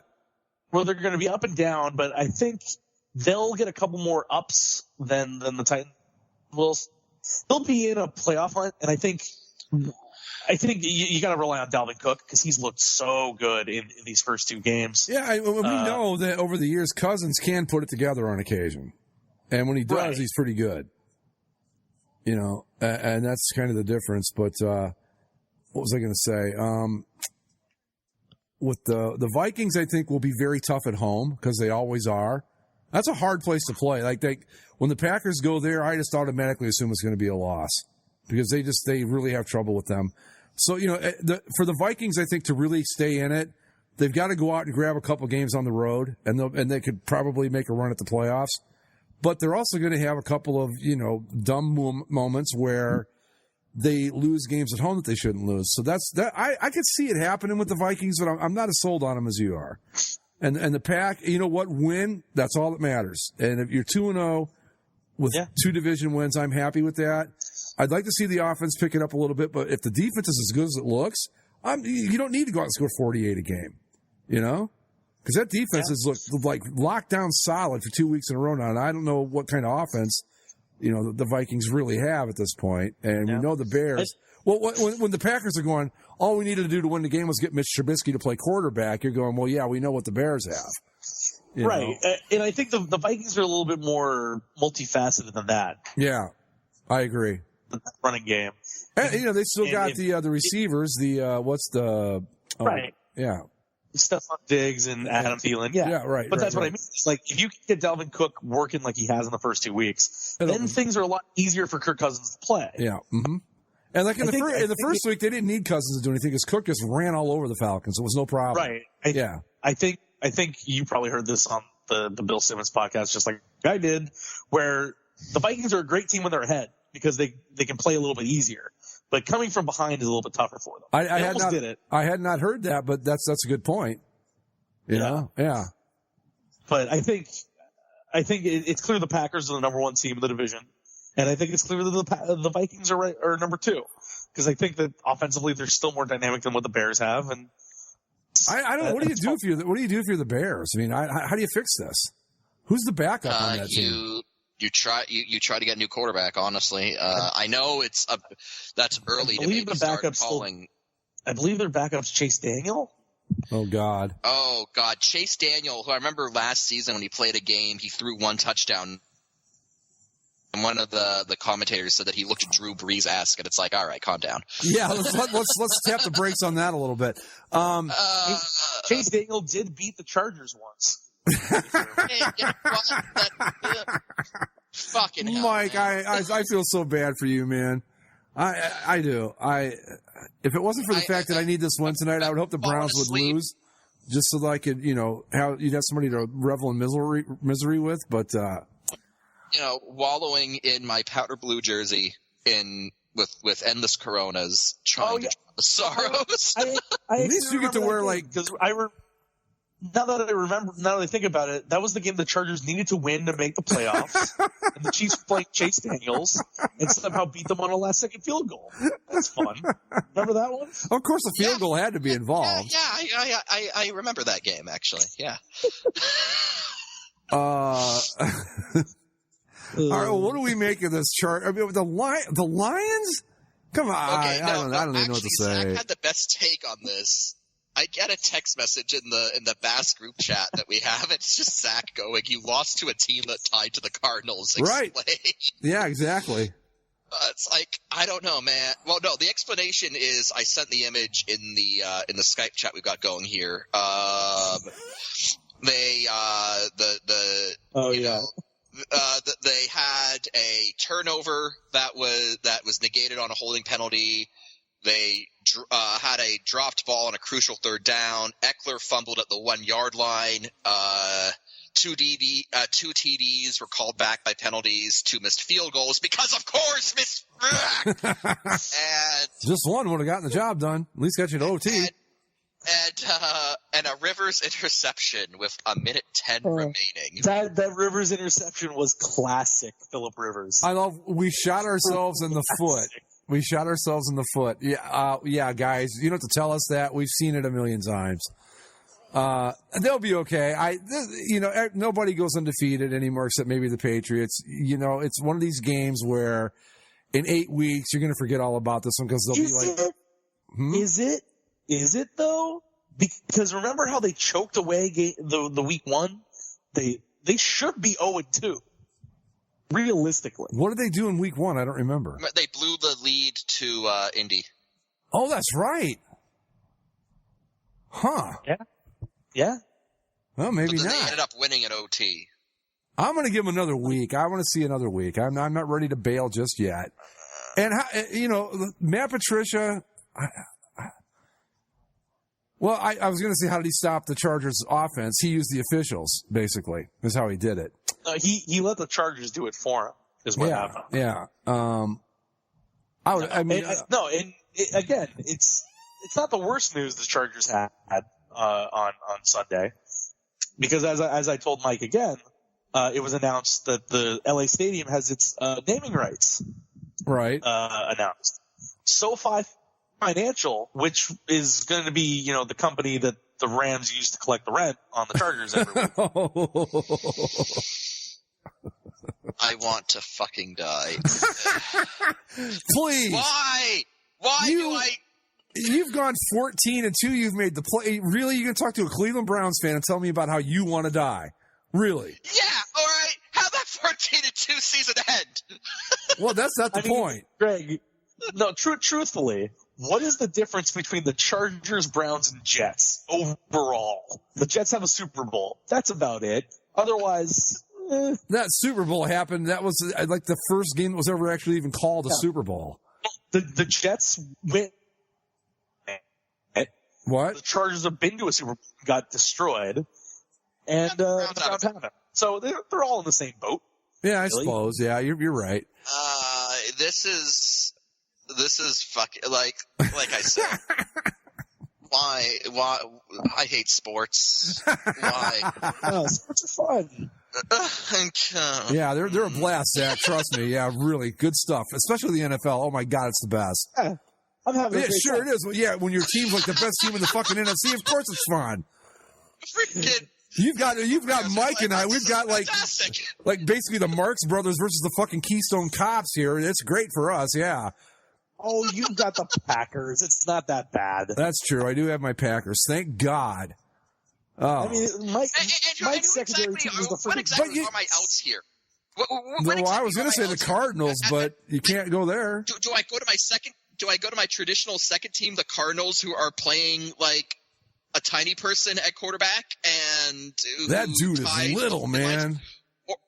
Or do I go to like the local team, the Tampa Bay Buccaneers, who dress like clowns and have Jameis Winston at quarterback? So what are my options? G. Minshew, bro. G. Minshew. Jaguars. Come on. And you have your hometown Buffalo Bills. They're 2-0. Oh, don't even bring that shit up. Gardner Minshew, baby. Get on that Jaguars bandwagon right now. They even had some teal in their uniforms yesterday, Zach. Did you see that? I did. Yeah, I thought they looked damn good yesterday. I know no one likes the fact that and I love this about my best and worst list every week. People hate the fact that I like those Jaguars uniforms, and I just love that. Jaguars have nice helmets, and I'll leave it at that. I think they look halfway decent. But somebody will tell me I'm wrong because, my opinion. But yeah, jump on the Jags bandwagon. I mean, shit, you got Gardner Minshew, the new Joe Namath. Truly. Or no, the new Kurt Warner. New Kurt Warner, sorry. If he was... I base it on his mustache, the Namath thing. On his mustache, but if Gardner Minshew were legitimately Beowulf Minshew II, I would adopted. I would be right there with you. I would drop the Browns and the Packers and become a Jaguars fan as long as that dude played there. If his name was Beowulf. A jersey right now. Yeah, I don't want his last name. I want his first name, Beowulf. Fuck yeah. God.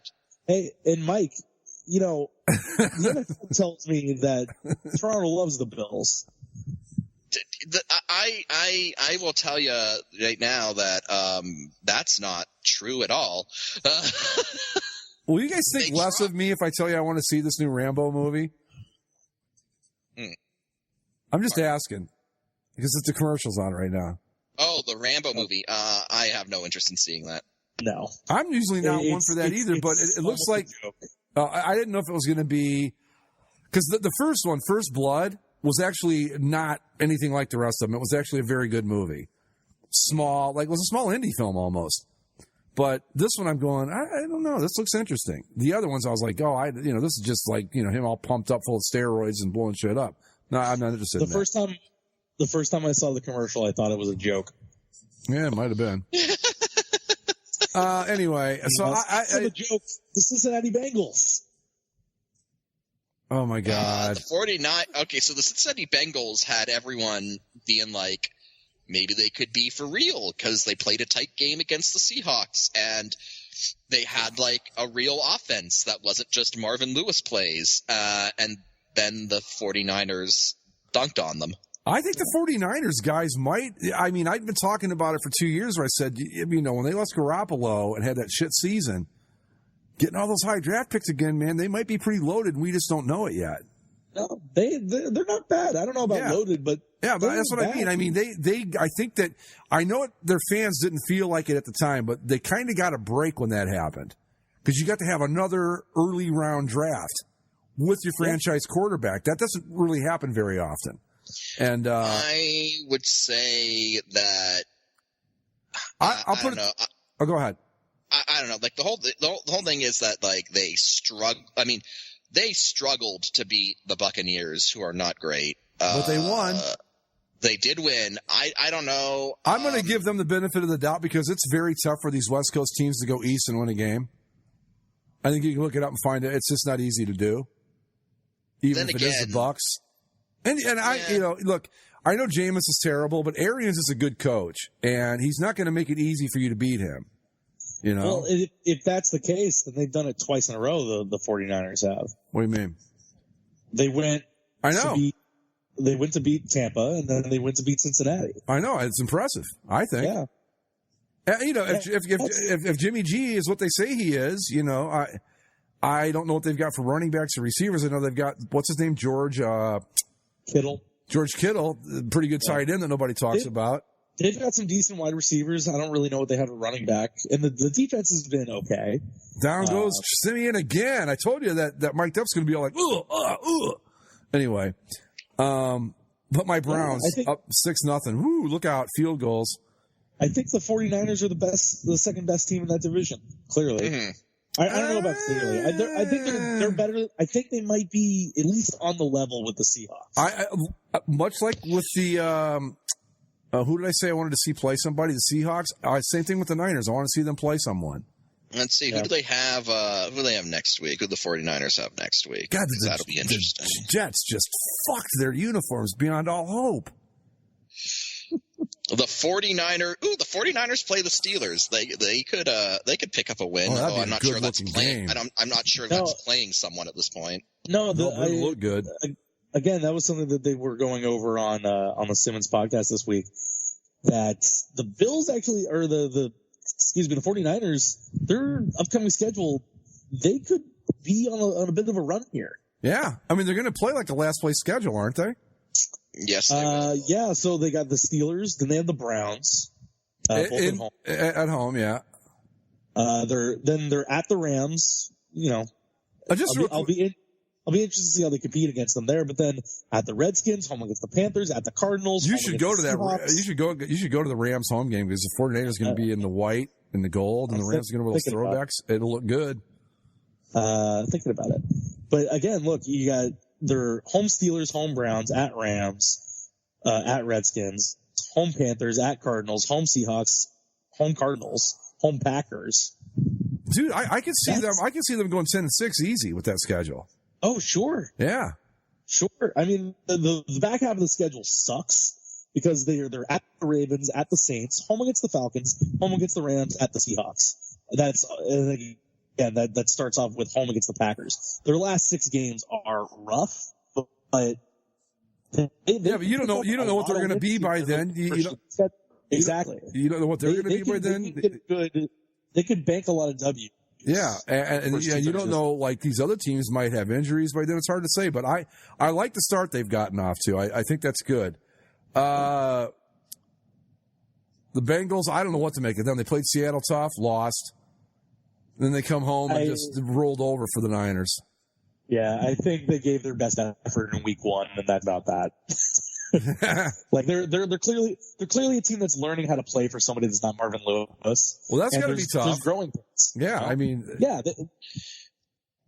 I mean, for the first time ever, they probably actually have to like read a playbook because. Here's a question for you guys. if you're the Bengals, you get to be like 0-4, okay?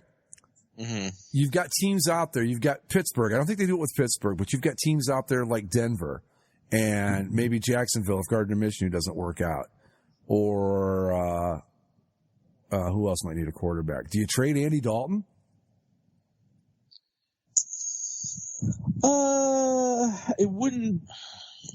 I wouldn't not think about it.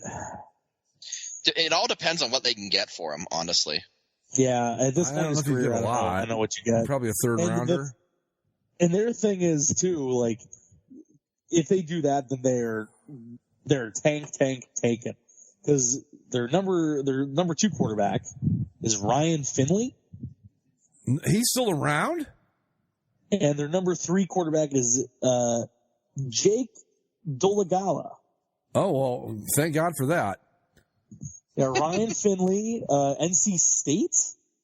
Wasn't Ryan Finley one of the guys that was a Cardinals quarterback there? That's Ryan Findley. Oh, Findley. Okay, my bad. This guy is a rookie. He was just picked up in the 4th round this year. Well, probably not. Maybe next year, though. Also got that Andy Dalton complexion. Maybe they got a type. They just go with redheads as a quarterback. Clearly. All right. Cardinals, Ravens. I think I said at the beginning of the year, I thought the Ravens are going to be good. I think they are. I think Lamar Jackson has learned how to be a bit of a passer, and 100 yards rushing yesterday to go along with what? Yeah, they played really well. I would have liked to seen them blow out the Cardinals a little bit more than 23-17. But even the Cardinals, I mean, it's not easy to go out and do what the Patriots do every week, and that's the NFL. I mean, it's just not that easy to blow a team out, even a bad team. It's not easy to do all the time. But they're 2-0. Jackson's looked really good so far, and I think they're the class of that division at this point. I mean, clearly, yeah. And going into it, we were like, well, it'll be the Browns, probably the Steelers, and then these guys. And I don't think so now. So this might be an overreaction, but I think the Ravens are the team to beat in that division. And they're, in any other universe where the New England Patriots don't exist, they might have a shot at running the table, but not going undefeated, but, like making it to the Super Bowl. No, Lamar Jackson is, he's owning it. So. And that's what we said in the preview. If he can learn how to pass a little bit, they're going to be very, very dangerous. And I don't think anybody's too upset that Flacco's gone in Baltimore, I bet. So good for them. I mean, one team's 0-2 and the other one's 2-0. Who's closer to elite right now, Jackson or Flacco? Oh, it's Lamar Jackson. Right. Lamar Jackson. I don't think the Ravens are regretting making that, quote unquote tough decision to move on. Again, though, with the Cardinals, Kyler Murray is kind of an enigma. Like, overall, I'd say he's been pretty bad through 2 weeks, but if you just look at the second halves, he's, he led the Cardinals back to tie it against the Lions, and then he got things. Nick Chubb, touchdown, Cleveland Browns, baby. Sorry, go ahead. He got things too close for comfort, with the Ravens when the Cardinals started creeping back into that game. I don't know what to make of Murray. He's so little, Yeah. And people said that, so was Drew Brees, and so was Russell Wilson. And it's like, no, but not everybody can do it. Not only that, but this dude's like 5'7". He's not, Brees is 6 feet. Baker Mayfield's 6 feet. Russell Wilson's like 6'1". I mean, he's small by, like Rivers and Roethlisberger and Cam Newton comparisons, but not small by like any comparison at 5'7" to play in the NFL. I mean, if you're a kicker, maybe, but, look at my Browns. I think 13 zip, baby. Let's go. Beat these fuckers back to the Stone Age. I don't know. Again, the Cardinals will knock off someone they shouldn't beat, but I think they're looking at a 2 to 4 win season, no matter what. And you want to hear the biggest fantasy screw up of the week? I picked up the Bengals defense specifically for a matchup I liked later in the year, and I accidentally put them in my starter slot for this week and forgot to change it.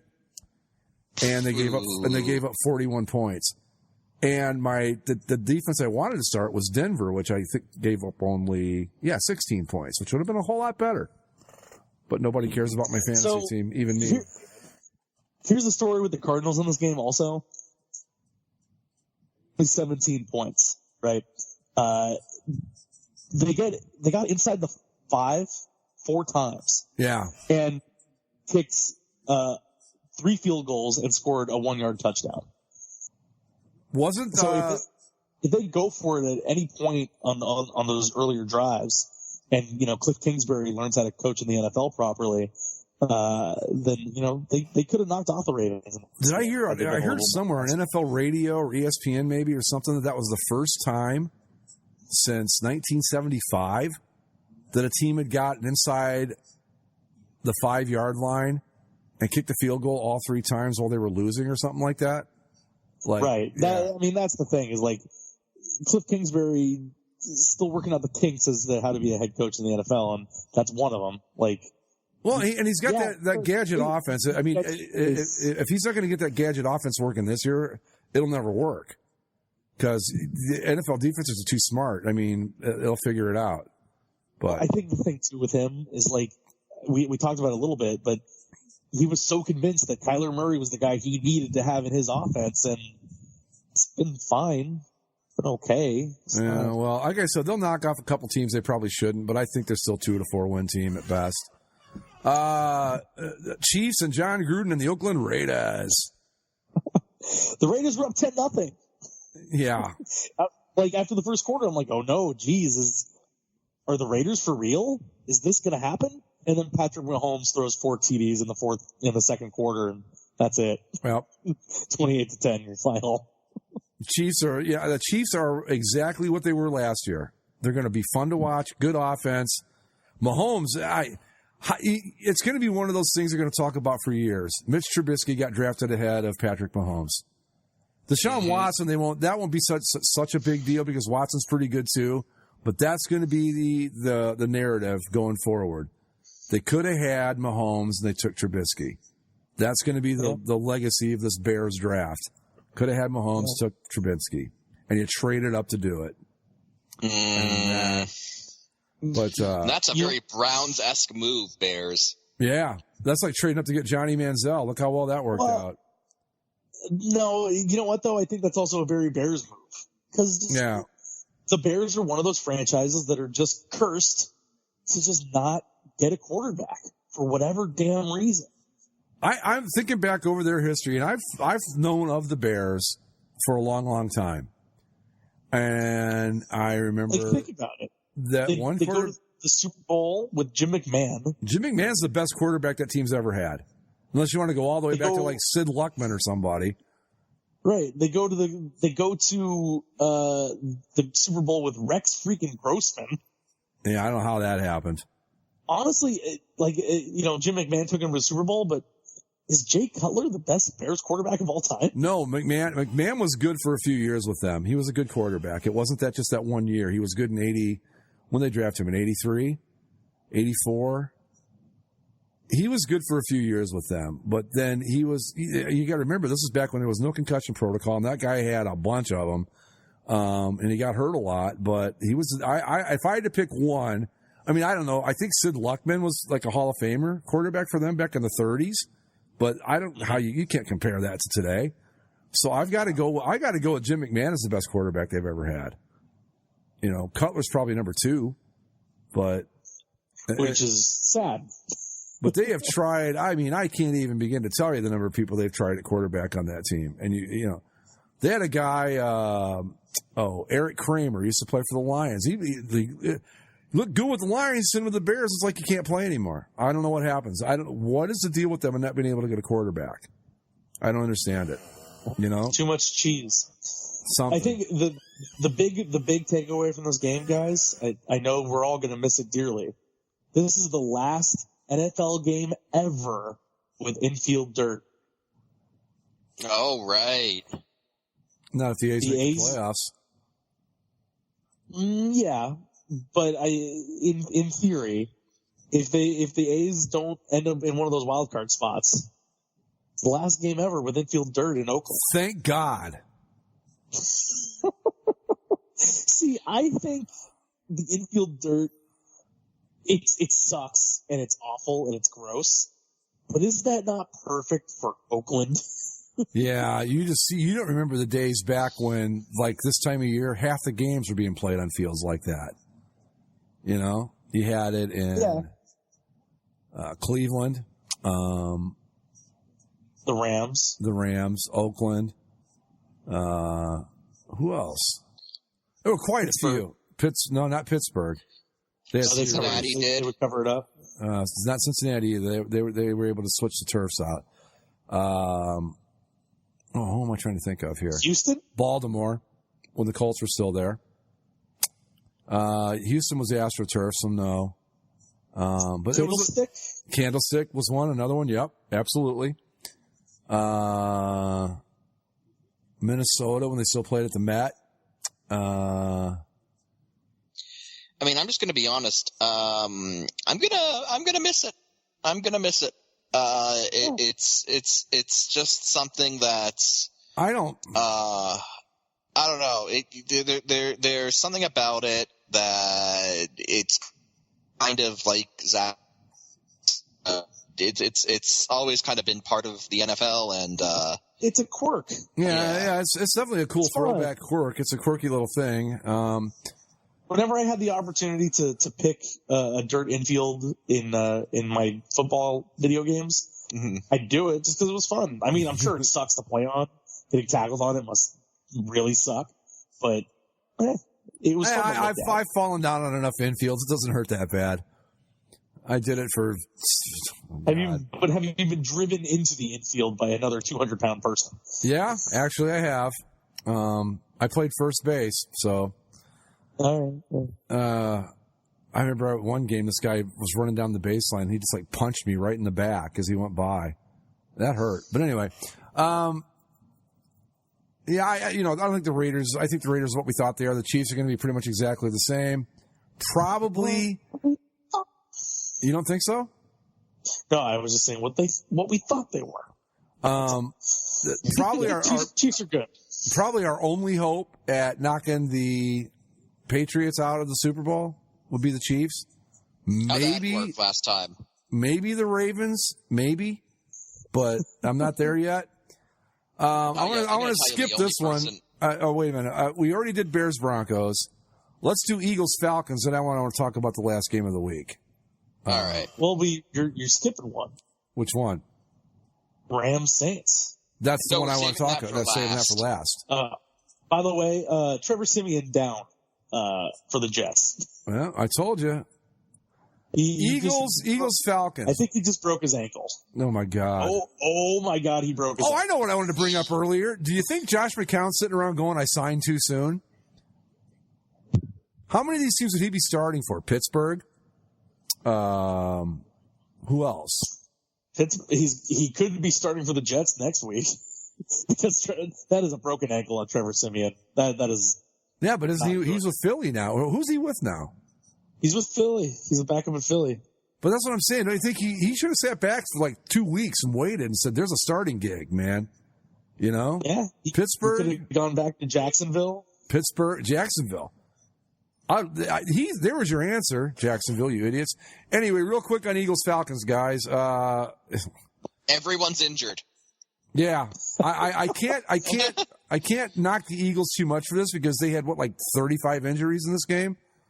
It was a lot, and the Falcons did everything they could to give it back, and the Eagles just didn't want it, I guess. And I thought Carson Wentz kind of got screwed on a 2-point conversion. Yeah, so that he gave himself up. It's like, no, he did not. I think that's something that has to be addressed. Okay. If he's at the 18-yard line and does that, yes, he's giving himself up. But that was going for a score, and everybody knows it. You know? Yeah, but even still, I think his knee was down before the ball crossed. That's true. That's true. Yeah. So I don't think it would have mattered ultimately. Right. But they do need to make a distinction though. When you're going for the goal line, all bets are off. Because otherwise, let's just say for a second that he dives, nobody touches him. He reaches the ball over the line. That's it. He's in. But no, he gave himself up. He clearly was not giving himself up on that play. He was trying to score. And it's just the officiating's been horrendous again this year. Why that surprises me, I don't know, because I've hated NFL officiating since I figured out what it was 100 years ago. I don't like it. But I'm not giving the Eagles too much grief over this loss because they had, I think, 8 injuries in the game. The guys couldn't come back. Mm-hmm. And the Falcons, I don't know what to make of the Falcons. You know, are they back? It's a big win for them. Big win for them for sure. Big win for them. Like if they had gone 0-2, then it's really on the train of is Matt Ryan bad or not? But I think it's a huge win, especially considering now what the state of that division looks like. Yeah. The Buccaneers, the Buccaneers are 1-1, but we know they're bad. The Panthers look pretty damn bad. And now the Saints are out. You know, they're riding Teddy Bridgewater for the next 6 weeks at least. Yeah. Now's the time for the Falcons to make a move. Right. Exactly. Let's see that. Well, they got the Colts coming up, Titans, Texans. They could make a little noise. Cardinals. Ooh, the Rams. Oh, yeah. No.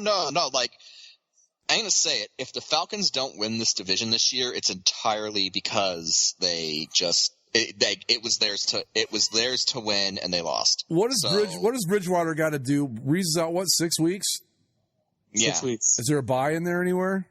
Or are they playing all those 6 weeks? Let me see. Simeon's going to the back. Yeah, Simeon is there. He's also holding his arm, but it looked to me like his ankle popped out of place. The Saints, their bye isn't until later, it looks like. So they're going to have to play all 6 of those games without Breeze. Yeah. They got to go 3-3 to stay in it, I think. What are they right now? 2-0? They're 1-1. 1-1. They've got to go at least 3-3 to even still be in it at that point, I think. Because that would make them make them 4-4. Yeah, but they're at the Seahawks, home Cowboys, Buccaneers, at the Jags, at the Bears, home against the Cardinals. All right. They might be done.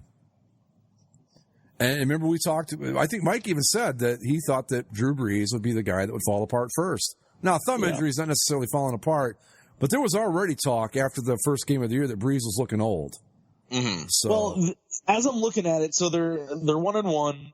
You know, they've got Teddy Bridgewater's not bad. No, he could be okay. They could beat the Bucks. They could beat the Jags. They could beat the Cardinals. Yeah, no way am I taking Teddy Bridgewater over Gardner Minshew. You shut your mouth. And the thing that works out for the Saints in a way is after that Cardinals game, which would be the 6th game without Breeze, that's their bye. So they have 2 weeks where they have to host the Falcons, which would be a huge divisional game. And so Breeze wouldn't miss either of the games against the Falcons this year. Well, here's what it boils down to is that the Falcons have to make hay while the sun's shining here. And and the Saints have got to go 500 with Bridgewater under center.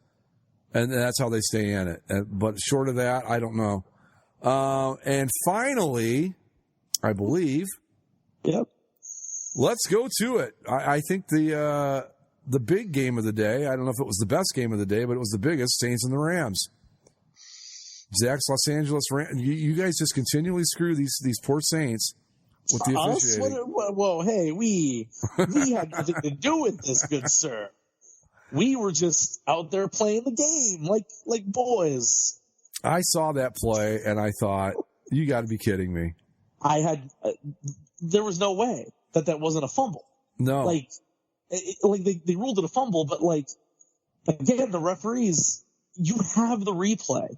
Let the play out. That is what they are instructed to do, too. They are instructed to let it play out, and we'll figure it out when it's over. And they didn't. Yeah. Again, as we kind of mentioned at the top, I think the Rams still win this game, even if that's the case. Oh, yeah. It's a much different game, but I still think they win. But it's one of those things where I wanted to beat the Saints as cleanly as possible. Yeah, now they've got another excuse. They would shut up and go away. But now it's, Breeze was hurt, and the referees handed you the game, and so you can never have a clean talk with these people about this thing ever again. Of course not. I'm sure this will be on the Senate floor. You know, I'm sure it's already been I'll just sit on the floor. I believe they've got a subcommittee all set up to study this one too. Right. But what I liked about this game was that it was Cleveland, which what I like about this game was that it was tight early, and the Rams they just finished it off when they needed to finish it off. I tuned into this game for the second half, and so it was already I had missed the blown call, and I had missed the Breeze injury, which looked like he had high-fived Sam Darnold, and then Aaron Darnold, sorry. And Sam Darnold has mono. Please don't talk. Right. And then so I'll bet he's getting a lot of good sleep though. God, that'd be great. But just watch just watching the game, as I saw at the second half of that game, like when the Rams offense is clicking, it's scary, man. Yeah, and I'm with you, Zach. If they have Cooper Kupp last year, that's an entirely different Super Bowl. Entirely different. Oh my God. Oh, it totally. Like, yeah, he's not going to break off a play like he did, in the second half every time, but he's Goff's safety valve. Yeah, he's the Julian Edelman of the Rams. Right. And sure, if you want to shut him down, fine. Shut down the safety valve. All that does is open up Brandon Cooks and Robert Woods. And like when the Saints or when the Rams get going, they get going. And Todd Gurley still hasn't shown his head really in the first two games. He's coming. I think he's still hurt, man. I think he's probably, still hurt. but the thing that's working out for him is Malcolm Brown, who also got injured at the end of last year. He's come back and been awesome in these first two games for the Rams. Yeah. On the ground. So things are working out, and the defense finally showed its head. Aaron Donald was great. He even had to go out with a back injury for a little bit, but he came back, was good. He high-fived Drew Brees and knocked him out for 6 weeks. Yeah. And to everybody that thought Clay Matthews was done, he's been great for the first 2 weeks. Like, this Rams team doesn't play a lot. Despite losing bits and pieces, they look just as good as they did last year, and there's no reason to think that they can't do what they did. Look, I say this as someone who has nothing but love and appreciation for the area where I grew up. But moving from the Midwest to sunny Los Angeles has got to rejuvenate you in some way. Oh, absolutely. Absolutely. Well, yeah. And Clay Matthews is from here, like he went to I think it was Agora Hills High, and he went to USC, so he played the Coliseum, as a college guy. I have no doubt that it rejuvenated him in some way. Mike, go ahead, Zach. No, that was it. He's looked good for 2 weeks. Really, really great. Mike, I think you probably know this as well as I do because you came from the great frozen tundra of Ontario, and I live in the great frozen tundra of Ohio. When you step off that plane in Florida and the sun's out and it's like 75 degrees, your whole life changes. Oh yeah. It just everything becomes wonderful. And I can't wait till January because I'm telling you, man, I might leave the day after Christmas. I haven't decided yet, but I am so looking forward to it. It's like I'm not even giving winter a second thought this year because I don't have to deal with it. And that'll be nice. So. Oh yeah, no, it's so I could totally see Clay Matthews after years of practicing in Wisconsin. He get. Look, I know, Green Bay is an iconic place to play and all that, but given the choice, I'd rather be in LA. Yeah, yeah. He gets a cool moment next week. The Rams are playing the Browns on Sunday Night Football. Yeah. And the Browns are retiring Bruce Matthews into the Ring of Honor. Clay Matthews, number 57. Oh, right, Clay Matthews. Sorry. Yeah, his dad. Bruce is Clay Sr.'s brother. They're like, I think Clay Matthews Jr. is the fourth generation of Matthews guys to play in the NFL. Right. I think that Clay and Bruce, their dad played too. So anyway, but yeah, so I think the Rams are still a team to beat in the NFC, and the Saints losing Brees for 6 weeks that hurts, and their chances to try to keep up with it. And the Eagles, that was a bad loss yesterday, but most of it due to injury, so they just got to get their health back. But right now, I'm looking at Rams Cowboys being the two teams in that conference. And yeah, and look, what I've seen from the Saints, even when they had Drew Brees, I haven't liked what I've seen from the Saints in these first two games. Yeah. Mm-hmm. They should have lost in week 1 to the Texans. Really. Right. And then of course the loss yesterday. Now, if Breeze is in there, is it a different game? Also, maybe, but I didn't think he looked all that great to start off. Well, look, first off, it seems they're keying on Alvin Kamara a little bit more too, which makes it tougher. Here's the thing: if you're going to be an NFL fan, you have to understand that you have to play the game with the players that you have available, and that's it. Sorry that Drew Brees is out, but you can't go around and go, we would have beat him. No, you don't know what would have happened. You got to take your loss and go home and shut up. Yeah, the officials, they screwed you again, but I don't know that this one was... The fact of the matter is that they had to rely on Teddy Bridgewater, and the way that Rams offense opened up in the second half, I'm not sure... I can't say the Saints win that game, even if you give them that 7 points. Yeah, I think that Bridgewater, they've got to go to an entirely different game plan with Bridgewater at quarterback. You can't do the same game plan you do with Breeze. No. And now they haven't had a chance to move around a little bit more. Right, you go to Kamara more. You use, what's the wide receiver's name? Michael Thomas. Michael Thomas. But yeah, you've got to find a way to,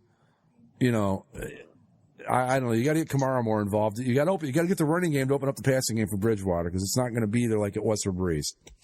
So, and with that, guys, we are at 1 hour and 50 minutes, so we should probably wrap this bad boy up. I do want to say just one more thing before we go. Okay. Welcome home, Mitch Marner. Go Leafs, go. I want to say one thing too, and we can take a couple minutes on this if you want. Mike put a thing in the Bass thread that in the history of Bass, the Browns have never won their opener, which is true. Completely true. But the things that have happened since we started doing Bass are like Cubs won a World Series, Cavaliers got Cleveland a title, the hapless Raptors NBA champions. Raptors NBA champions. Yeah, that Patriots Falcons Super Bowl. The Blues and the Capitals both win the cup. Blues and the Capitals. Yeah. All this stuff, and we could go on. Ohio State finally beats an SEC team and on their way to a national championship. South Alabama. Clemson does not Clemson twice and now has 2 national championships. Yeah. Now, if we mentioned all those things 8 years ago and said, now, which one of these would be the one that happens and the rest don't, we would have said, well, the Browns are going to win their first game one of these times. Nope, never happened. Not in the history of the show. You can go back another 5 years before this show even started. Nope. I think it was what they say, 2004 was the last time they won their opener. Oh yeah. Yeah. So there's that. And their best start since 2004 was last year, where they started with a tie. Yeah. Well, anyway, so that is life as a Cleveland Browns fan, ladies and gentlemen. And on that note, we're going to call it a night. As always, follow us on Twitter at Basically Sports. Subscribe via iTunes, Stitcher, Spreaker, and the YouTubes. You can find us on Facebook if you're so inclined. And as always, thanks for listening. We will see you next time right here on Basically a Sports Show. Hockey starts in 16 days, boys. Hey. Go Leafs, go. Call me in February. Go Leafs, go. And on that note, we're done. We'll see you next week, folks. Thanks for tuning in. Latest.